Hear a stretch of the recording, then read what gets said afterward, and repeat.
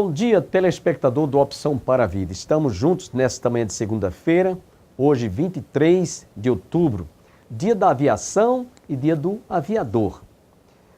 Nós que fazemos o programa Opção para a Vida, parabenizamos a todos os profissionais que trabalham na área da aviação. Pilotos, copilotos, comandantes de bordo, enfim, todos que trabalham. Parabéns pela passagem e o transcurso do dia do aviador e também de todos que trabalham na aviação. Logo mais estaremos trazendo uma palavra baseada na carta de São Paulo aos Romanos, capítulo 1, que eu acredito vai falar profundamente ao seu coração. Mas antes desejamos fazer uma oração e você terá a oportunidade de ouvir ainda o cantor Yonan Cohen. Oremos antes. Pai, muito obrigado por esta manhã, quando nós mais uma vez abrimos o nosso coração para recebermos a Tua inspirada palavra.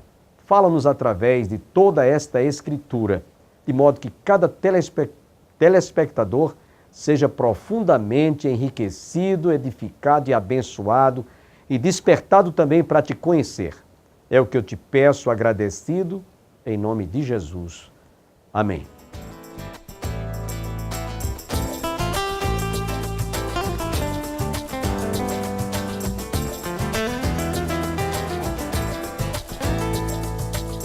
Los tomaré de las naciones, los recogeré de todas las tierras, todos tus pecados limpiaré,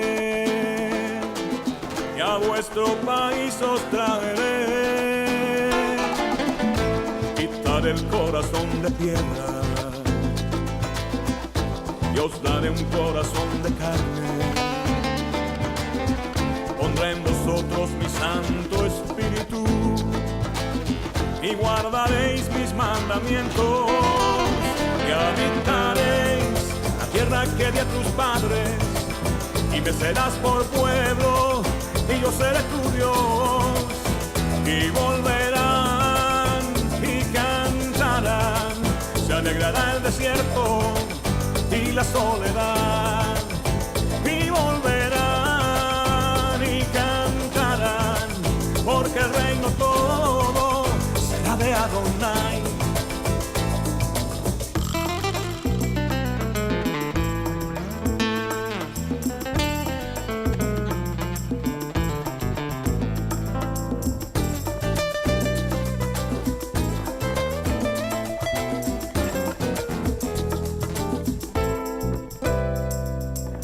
No tendrán más hambre ni sed,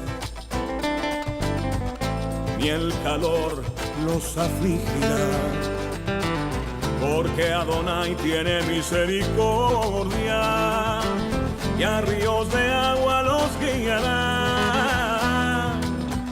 Y todos los cautivos de Jerusalén que fueron expulsados de Sefarad, las ciudades del Negev poseerán, y el reino todo será de Adonai, y habitaréis la tierra que di a tus padres, y me serás por pueblo, y yo seré tu Dios, y volverán y cantarán, se alegrará el desierto y la soledad, y volverán y cantarán, porque el reino todo será de Adonai, y volverán y cantarán, porque el reino todo será de Adonai, y volverán y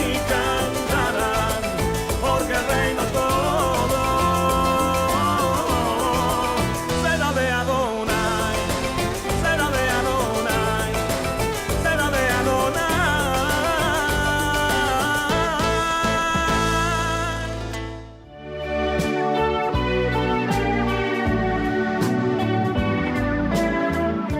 Nesse instante eu convido você que está conosco a abrir a sua Bíblia no livro, na carta de São Paulo aos Romanos, no capítulo 1. os versículos de 18 a 27, onde lemos: a ira de Deus se revela do céu contra toda a impiedade e perversão dos homens que detêm a verdade pela injustiça, porquanto o que de Deus se pode conhecer é manifesto entre eles, porque Deus lhes manifestou. Porque os atributos invisíveis de Deus, assim o seu eterno poder, como também a sua própria divindade, claramente se reconhecem desde o princípio do mundo, sendo percebidos por meio das coisas que foram criadas. Tais homens são, por isso, indesculpáveis. Porquanto, tendo conhecimento de Deus, não o glorificaram como Deus, nem lhe deram graças, antes se tornaram nulos em seus próprios raciocínios, obscurecendo-lhes o coração insensato, inculcando-se por sábios, tornaram-se loucos e mudaram a glória de Deus, do Deus incorruptível, em semelhança da imagem de homem corruptível, bem como de aves, quadrúpedes e répteis. Por isso, Deus entregou tais homens à imundícia, pelas concupiscências de seu próprio coração, para desonrarem o seu corpo entre si, pois eles mudaram a verdade de Deus em mentira, adorando e servindo a criatura em lugar do Criador, por o qual é bendito eternamente. Amém. Por causa disto, os entregou Deus às paixões infames, porque até as mulheres mudaram o modo natural de suas relações íntimas, por outro, contrário à natureza. Semelhantemente, os homens também, deixando o contato natural da mulher, se inflamaram mutuamente em sua sensualidade, cometendo torpeza homens com homens e recebendo em si mesmos a merecida punição do seu erro. E por haverem desprezado o conhecimento de Deus, o próprio Deus os entregou a uma disposição mental reprovável para praticarem coisas inconvenientes, cheios de toda injustiça, malícia, avareza e maldade, possuídos de inveja, homicídio, contenda, dolo e malignidade, sendo difamadores, caluniadores, aborrecedores de Deus, insolentes, soberbos, presunçosos, inventores de males, desobedientes aos pais, insensatos, pérfidos, sem afeição natural e sem misericórdia. Ora, conhecendo eles a sentença de Deus de que são passíveis de morte os que tais coisas praticam, não somente as fazem, mas também aprovam os que assim procedem. Eu queria dar um título a esta leitura que nós acabamos de fazer, para que você, telespectador, possa analisar comigo durante alguns minutos o texto que nós lemos. E eu queria dar um tema a esta mensagem: a definição que o mundo faz acerca de Deus. Como é que as pessoas estão definindo Deus hoje? Em outras palavras, como é que a sociedade, como é que o homem odierno, nesses tempos da pós-modernidade, ele está enxergando Deus? Como é que você vê Deus? Eu quero lembrar uma ilustração, é verdade que é apenas uma ilustração, mas que reporta bem. Numa sala de aula, uma professora ensinando aula de religião perguntou às crianças como é que elas viam Deus, como é que elas enxergavam Deus, como é que elas definiam como era Deus. Uma criança levantou-se e disse: professora, Deus, ele é como um carrasco. Outra fez o seu julgamento: Deus é como um Papai Noel, velhinho, de cabelos grisalhos, barba crescida, muito bondoso, que faz muita caridade, muita bondade. Ele é um Papai Noel. Uma outra criancinha lá atrás levantou a mão e disse: professora, eu conheço Deus. E aí aquilo chamou a atenção de toda a classe. A professora ficou curiosa.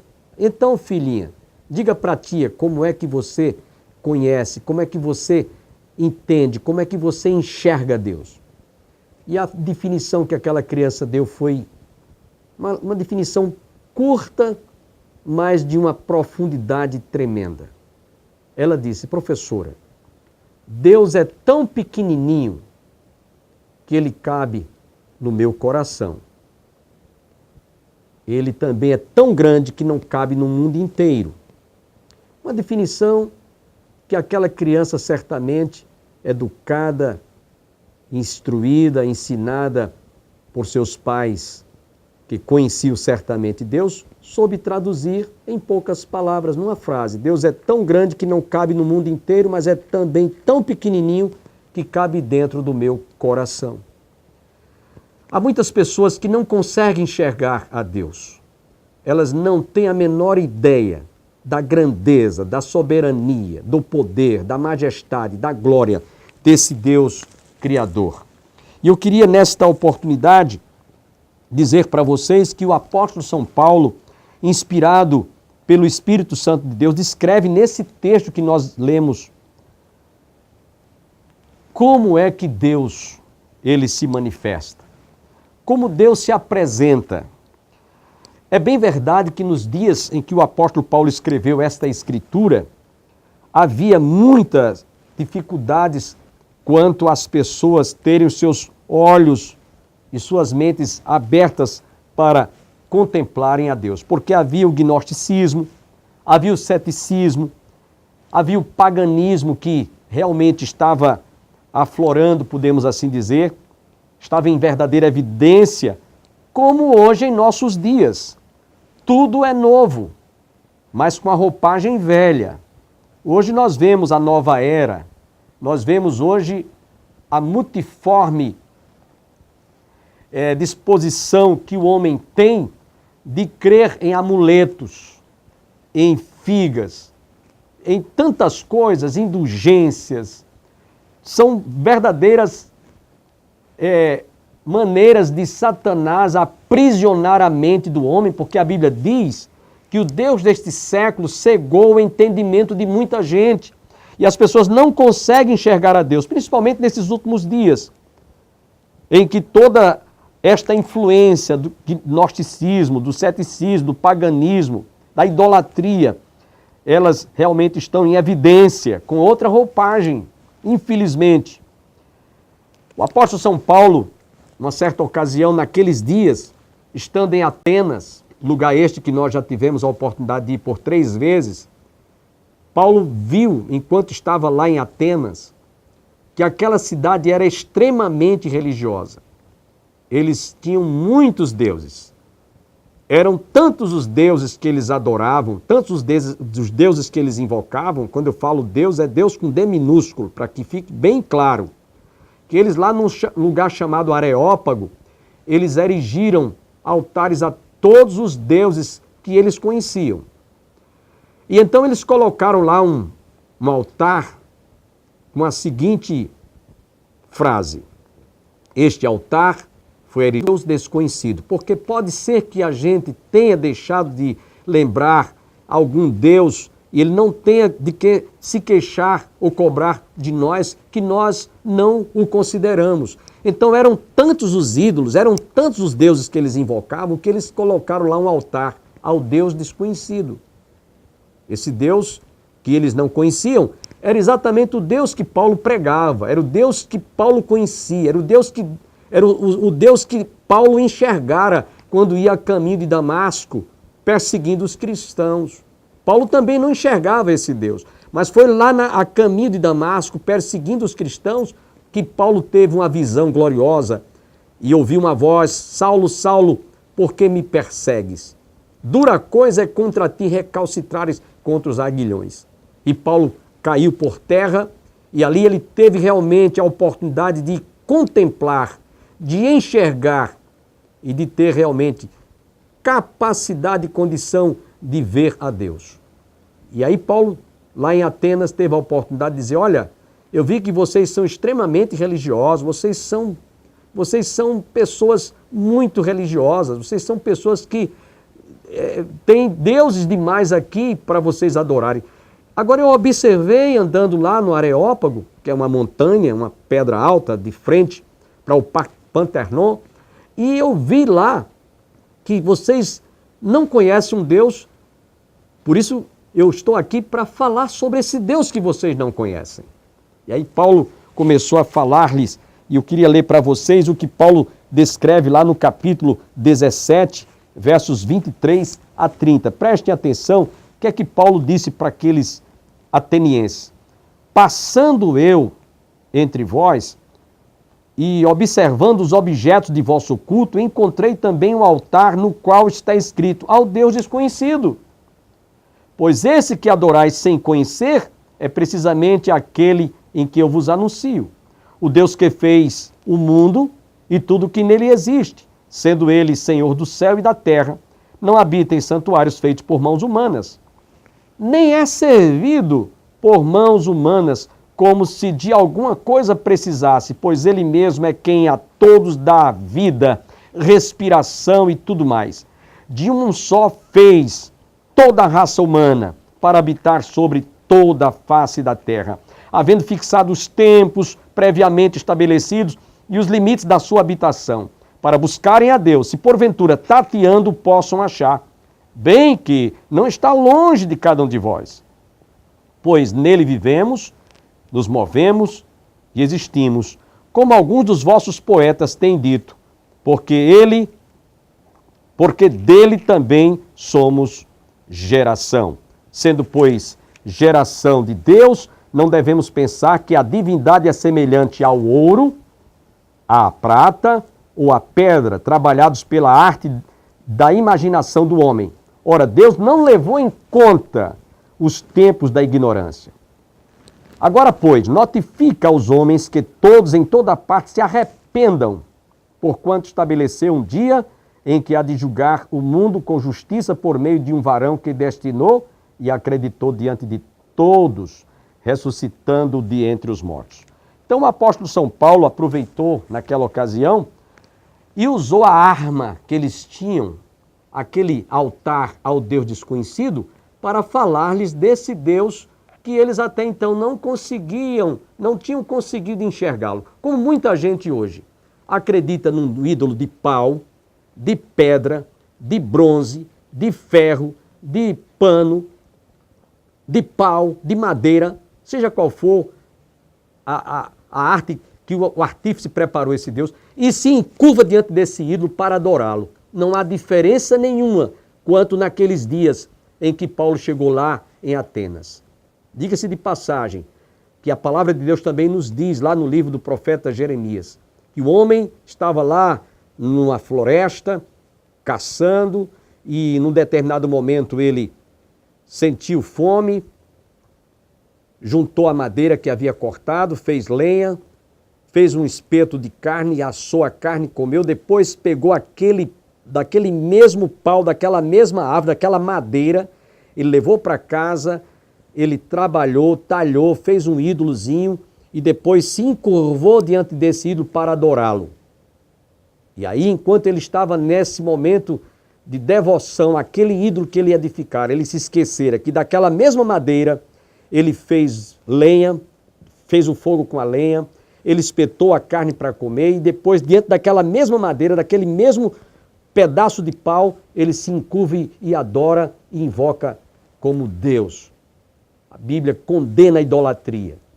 Nós vemos, portanto, que muita gente não está enxergando Deus Criador, mas porque está se encurvando diante de um ídolo feito de pau, de madeira, de ferro, de bronze, como nós dissemos. Então Paulo mostrou para aqueles atenienses que infelizmente eles estavam equivocados, estavam redondamente enganados, como muita gente hoje em nossos dias.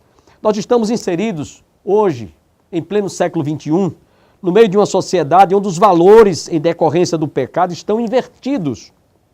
Ao ponto de hoje se falar, nesses tempos da pós-modernidade, hoje fala-se que estamos vivendo também na pós-verdade.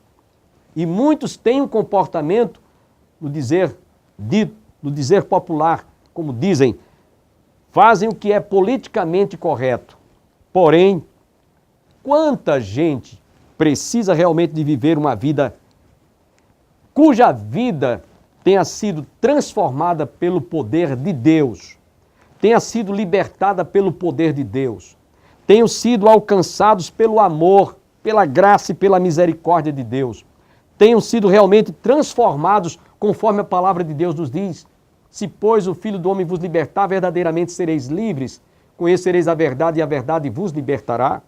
Como ainda encontramos lá o apóstolo São Paulo escrevendo na segunda carta aos Coríntios, capítulo 5, versículo 17, se alguém está em Cristo, nova criatura é, as coisas velhas já passaram, eis que tudo se faz novo. Infelizmente, o homem, por ter deixado de contemplar, de enxergar esse Deus poderoso, esse Deus maravilhoso, ele tem realmente abraçado toda a sorte de ídolos, toda a sorte de idolatria.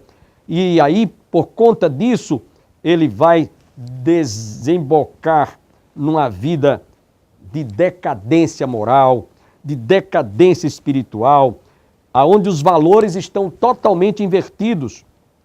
Aí você vê o índice de pessoas que hoje estão sendo vítimas da violência, da depravação, da corrupção que se instalou neste país. Lamentavelmente, eu posso dizer isso com tristeza no meu coração, a começar dos nossos governantes, que perderam a moral, que perderam o respeito, que não têm autoridade para exercer a autoridade, pois a palavra de Deus nos diz que se nós quisermos exigir que o cidadão seja realmente um bom cidadão, nós devemos ser os primeiros a darmos o exemplo. Paulo diz isso escrevendo ao jovem Timóteo: se alguém não sabe governar a sua própria casa, como é que vai governar, como é que vai dirigir a casa, no caso a casa de Deus? Paulo fala sobre isso, mas eu queria parafrasear isso aqui, mostrar que autoridade esses homens que estão dando aulas de corrupção têm autoridade para dirigir esta nação.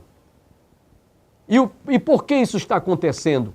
É porque exatamente os homens perderam a visão, os homens deixaram de contemplar, eles não estão enxergando a Deus. E aí nós vemos a depravação, a imoralidade, a corrupção, a falta de segurança, a violência que está instalada neste país, inclusive nesses últimos dias na cidade do Rio de Janeiro, onde o cidadão está proibido de sair de casa, onde as crianças não estão podendo ir às aulas por causa do banditismo, por causa da criminalidade, por causa das balas perdidas. Quantas vítimas estão ali perecendo, inclusive as próprias autoridades policiais morrendo, tombando com vida em defesa do direito do cidadão. Nós lamentamos, meu nobre amigo telespectador que está conosco, nós vemos com tristeza, foi preciso o exército ir para aquela região ali para realmente assegurar o direito de ir e vir dos cidadãos, dos pais de família, das mães de família, das crianças, dos jovens. O Rio de Janeiro hoje é apenas um exemplo, mas que essa falta de segurança, ela se desencadeou em todo o país. Na Paraíba, em Pernambuco, em Minas Gerais, São Paulo, Brasília, não há lugar neste país onde não se tenha tranquilidade, infelizmente. Então, Paulo mostra nos versos 28 a 32 desse texto, que eu vou terminar apenas lendo, e amanhã a gente vai dar continuidade a esta mensagem.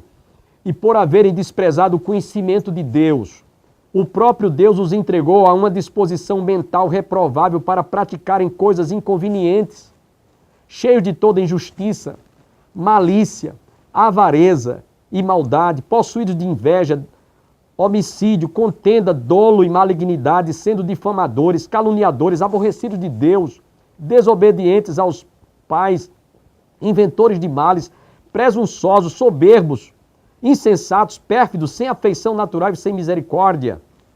Ora, conhecendo eles a sentença de Deus de que são passíveis de morte os que tais coisas praticam, não somente as fazem, mas também aprovam os que assim procedem.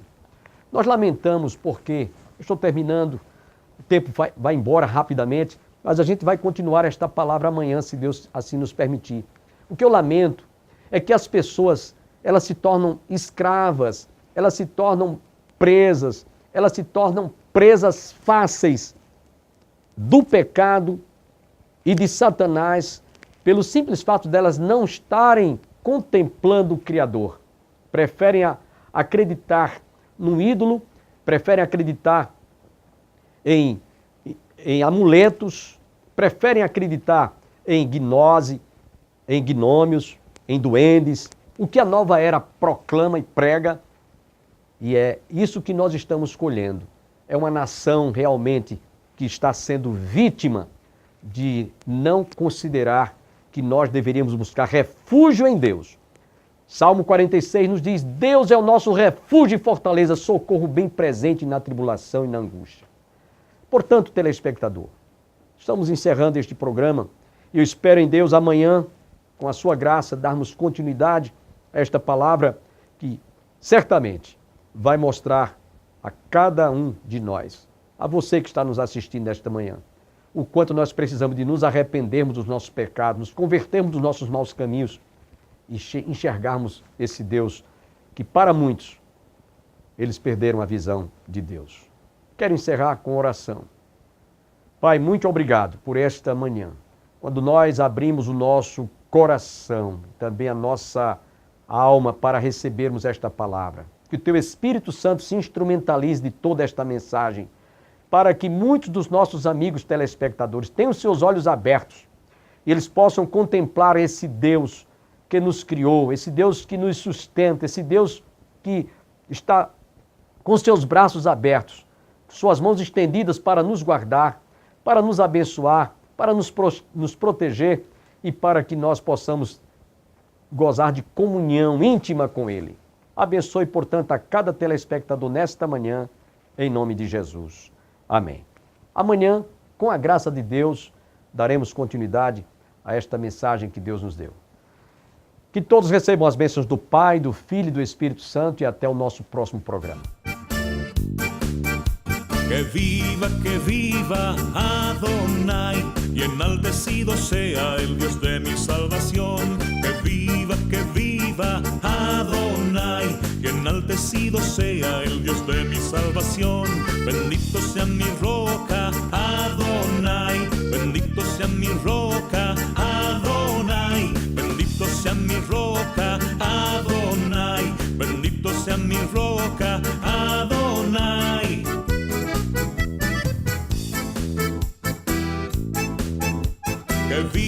Que viva Adonai, la la la la la la la la la la la la la.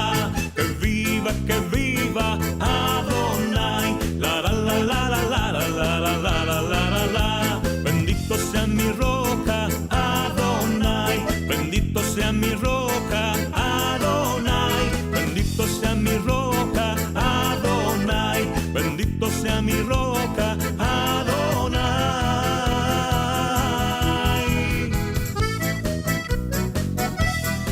Lo hizo Goy el Goy Jereb, lo himeduhot milchama. Lo hizo Goy el Goy Jereb, lo himeduhot milchama. Lo hizo Goy el Goy Jereb, lo himeduhot milchama. Lo hizo Goy el Goy Jereb, lo himeduhot milchama. Lo hizo Goy el Goy Jereb, lo himeduhot milchama. Lo hizo Goy el Goy